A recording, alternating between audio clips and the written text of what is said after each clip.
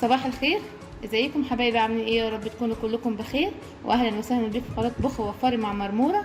النهارده هنعمل غدا سريع وسهل خالص في التحضير وطعمه في منتهى الجمال. هنعمل رول اللحمه والفراخ بطريقه بسيطه جدا وطعمه جميل جدا. انا هقدمه هنا مع مايونيز. هقطع كده هوريكم بس شكله من جوه.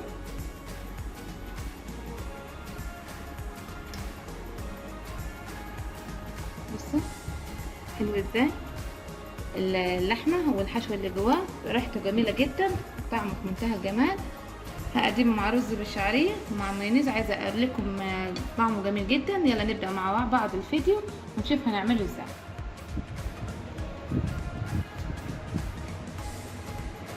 المكونات اللي هنحتاجها للوصفه بتاعت النهارده: هنا معايا نص كيلو صدور فراخ ولازم تكون غسلاها ومصفيه كويس. للبهارات اللي هستخدمها هنا للفراخ: معلقه توم بودره صغيره، معلقه ملح صغيره، معلقه 7 بهارات، نص معلقه فلفل اسود، معلقه من بهارات الفراخ، بصلايه وحبه من الفلفل بس. للحمه المفرومه هنا معايا ربع كيلو لحمه مفرومه. للبهارات اللي هستخدمها للحمه هي نفس البهارات اللي هستخدمها للفراخ، بس بهارات اللحمه مكان بهارات الفراخ، وفيها رشه جوز الطيب بتدي طعم حلو للحمه المفرومه، وحبه طماطم وبصلايه وحبه فلفل. ومعايا هنا كوبايه بقسماط هقسمها نصين، نصها على الفراخ ونصها على اللحمه المفرومه. هنبتدي نشتغل مع بعض ونشوف هنعمل ايه. ولازم انشف الفراخ كويس بمنديل عشان الرول ما يفكش معانا انا والفه. نفرم مع بعض الفراخ. هجيب الكبه وهنزل بحبه الفلفل. انا الفراخ هنا ما ضيفلهاش طماطم، ضيفه للحمه المفرومه بس. هنزل كده بالبصلايه، هنزل كده بالبهارات،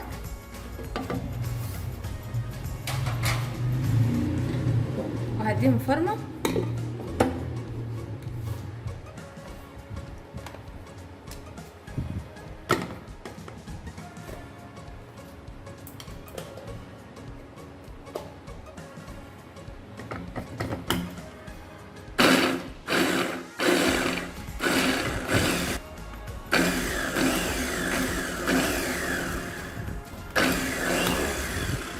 بعد كده ما فرمتوهم نشفيها كويس من الجنبين عشان ما يبقاش فيها ميه وما تفكش معاك. نشفها كده خالص.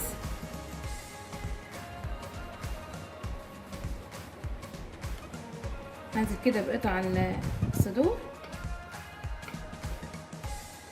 وافرمها مع البصل والفلفل والبهارات، انعمهم كويس.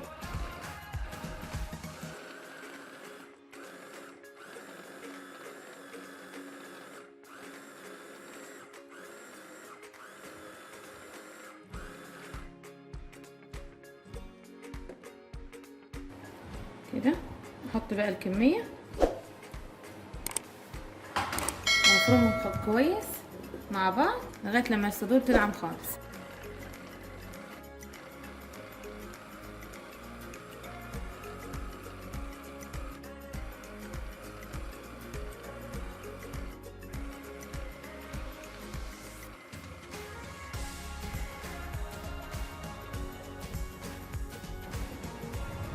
هنعمل كده بالعجينات عشان تفرموا كويس.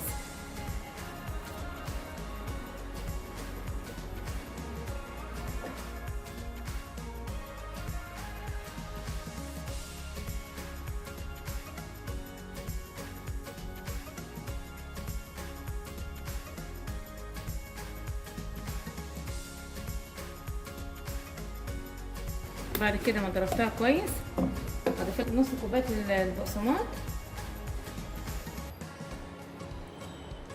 هنا معايا كوبايه هقسمها نصين، اضيف نصها على الفراخ ونصها على اللحمه.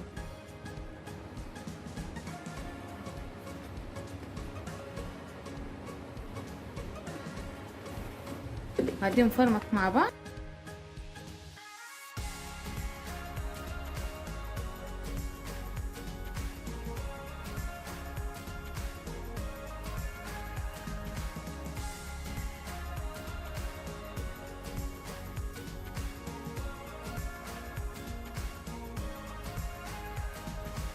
ادي خلاص ضربت الفراخ. هخش كده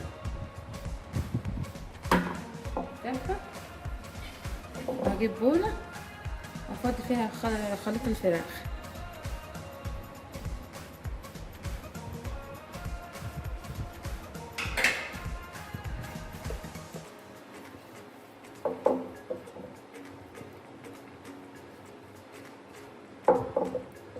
واركنهم كده على جنب.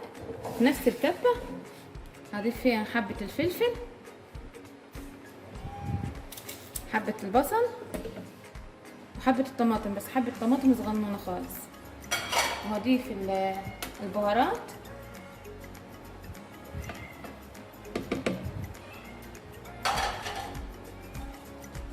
وهفرمهم كده مع بعض.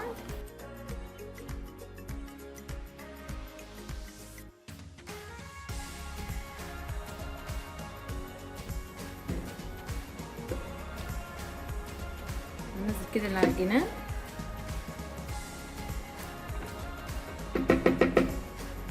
هنزل بربع كيلو اللحمه المفرومه بعد ما صفيت كويس.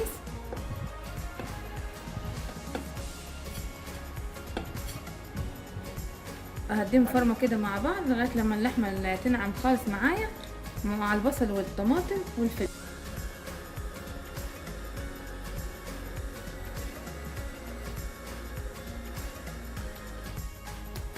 هنزل كده بنص كوبايه البقسماط،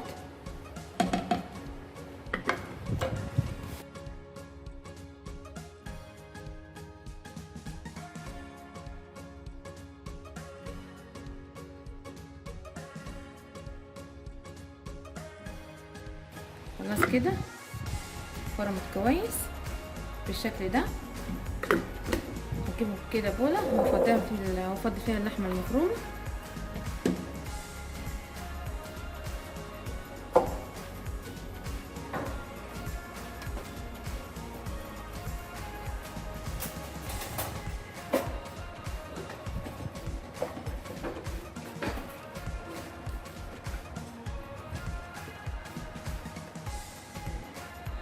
بعد ما فرمت الفراخ واللحمه هغطيهم كده بكيس ستريتش واحطهم في الثلاجه لمده 10 دقايق.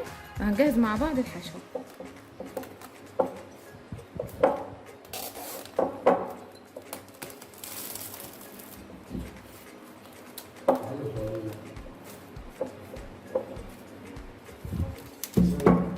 في طاسه كده على النار حاطه كده فيها معلقه سمنه او زيت. هسيبها تسخن وهنزل كده ببصلايه صغيره متقطعه.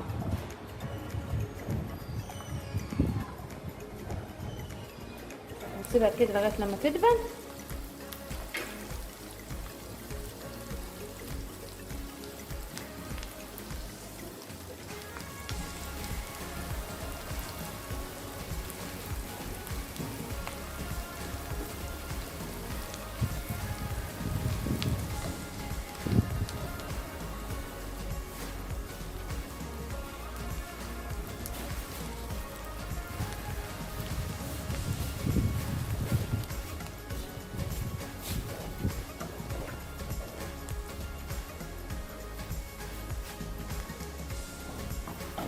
بعد كده من البصلايه دول واخد تشويحه هنزل كده بمعلقه توم صغيره مفرومه.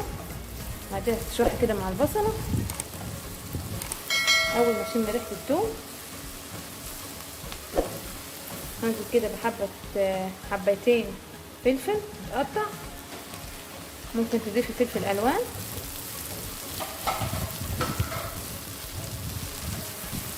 وهسيب الفلفل يدبل مع البصل.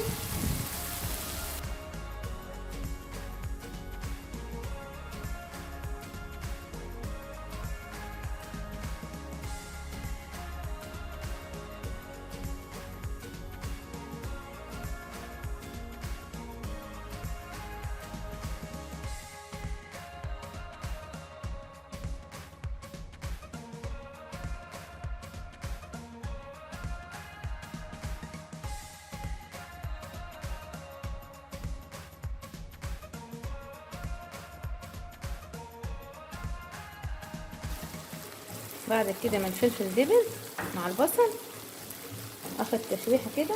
هنزل كده بحبايه صغيره طماطم متقطعه.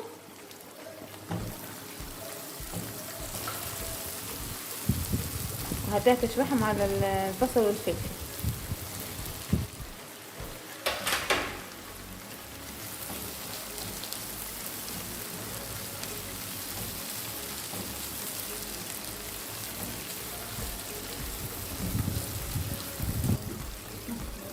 هنزل كده بالبهارات، معلقة صغيرة من الملح،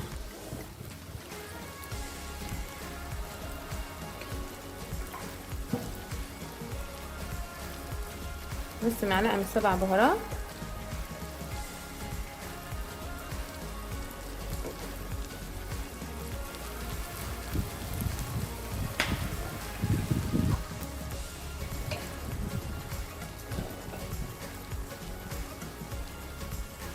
ربع معلقة من الفلفل الأسود، معلقة صغيرة من الكركم عشان أنا عايزة لونها أصفر، في نفس الوقت بتديها طعم. هقلبهم كده مع بعض بس ما تكتريش الكركم عشان ما يديهاش مرارة. بعد ما اخد تشويحه وشميت ريحه البهارات، هنا معايا حبه بطاطس مقطعاها كده قطع بالشكل ده صغيره خالص، هنزل كده بيها، هديها كده تشويحه مع البصل، وهرش رشه خفيفه من الحبهان تديها ريحه حلوه، حبهان المطحون. ههدي النار كده وهسيبهم يستووا لمده 10 دقايق مع بعض، مش هضيفلها ميه، هغطيها بس كده وههدي النار وهسيبها لمده 10 دقايق لحد ما البطاطس تستوي.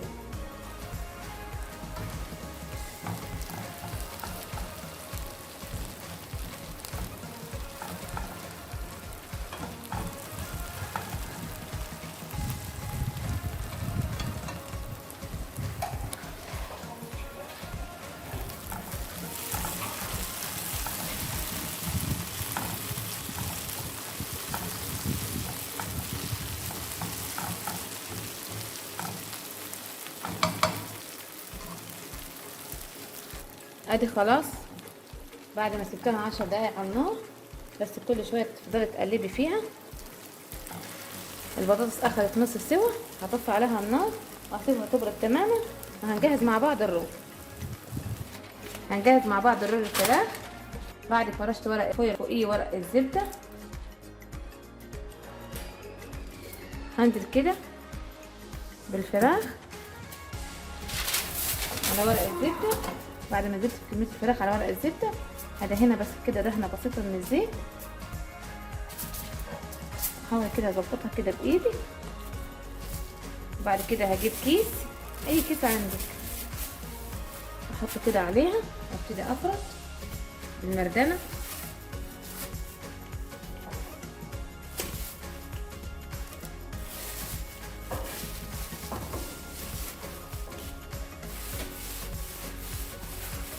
بتسهل عليكي احسن ما تقعدي تفوتي بايدك، لو عايزه تحطيها بايدك عادي.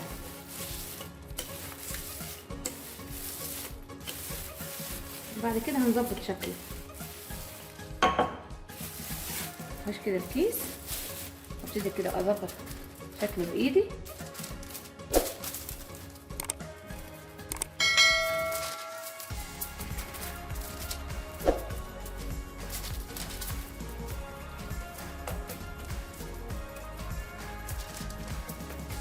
وارجع تاني احط عليه الكيس، احط كده بالنشاب.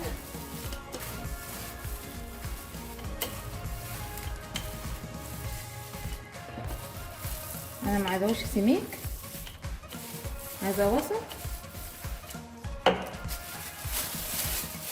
اخش كده الكيس وابتدي برضه اساوي اظبط شكله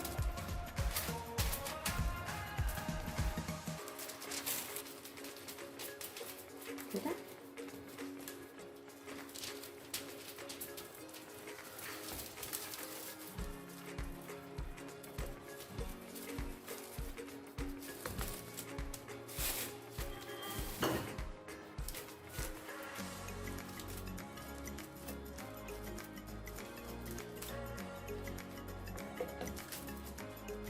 اهم حاجه كده اخليه مربع،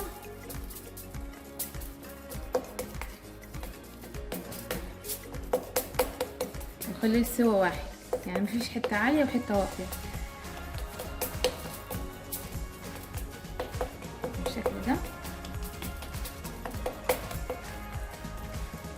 سمكها، ده السمك المطلوب اللي انا عايزاه. انا خلاص بعد ما فردتها تماما هنزل كده باللحمه المفرومه،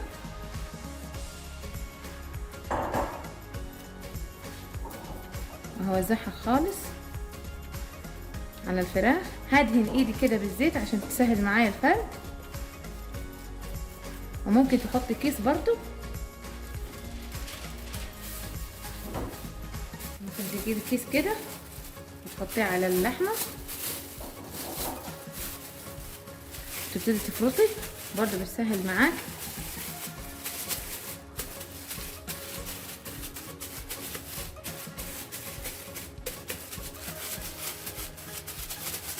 طريقته بسيطة جدا، طعمه في نفس الوقت حلو خالص مع الحشوة اللي هنضيفه جواها، طعمه جميل جدا. هحاول كده بس اظبطه.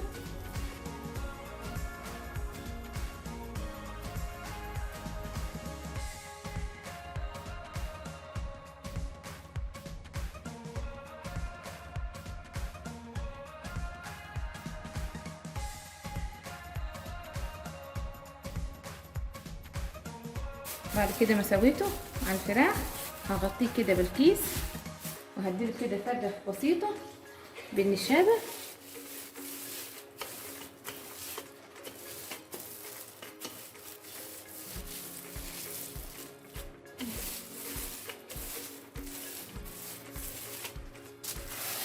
كده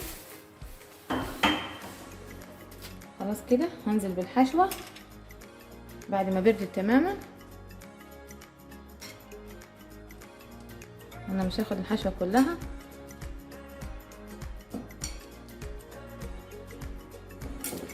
هنزل كده بشويه جبنه موتزاريلا، وهوزعها خالص كده في الرول الفراخ واللحمه، وبيديها طعم حلو. ممكن تستغنى عنها لو مش حباها.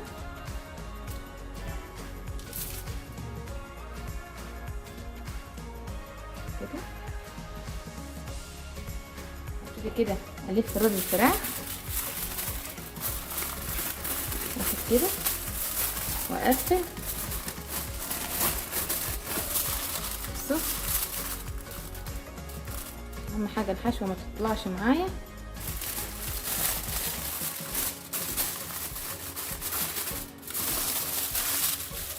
كده كده الزيت برضو الف كده، بيساعد معاكي ورق الزبده وورق الفويل، بيساعد معاكي في التقفيل.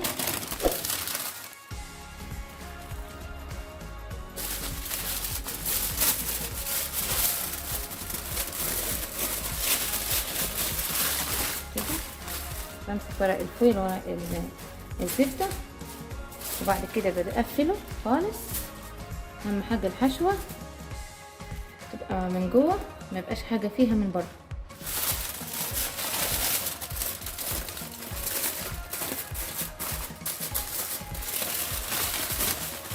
كده بعد ما لفيته هظبط شكله، طبعا بايدك تظبطي شكله.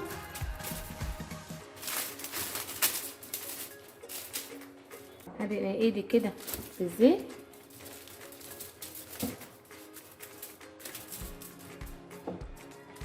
دهنه خفيفه.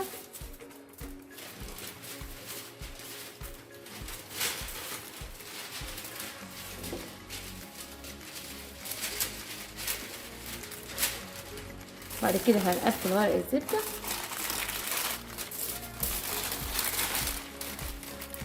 بعد كده هقفله بورق الفويل.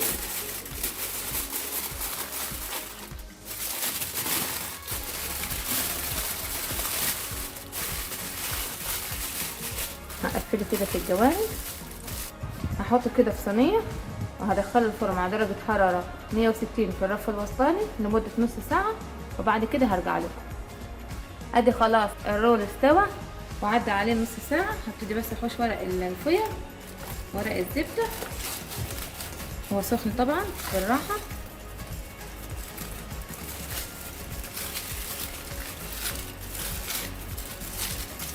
كده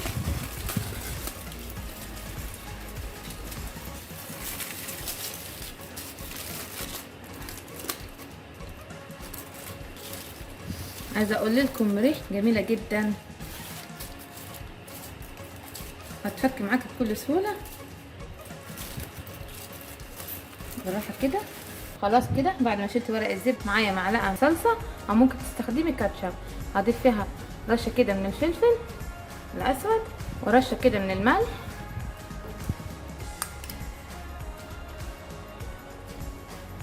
ومعلقه من الزبده السايحه او ممكن تستبدليها بزيت، سنه صغيره من الثوم المفروم، وهديهم كده تقليبه. دي بتطعمهولي وبتديله شكل حلو من فوق. هجيبهم كده بالفرشه، هبتدي ادهن وشه. هنا معايا شويه جبنه موتزاريلا، احطهم كده من فوق.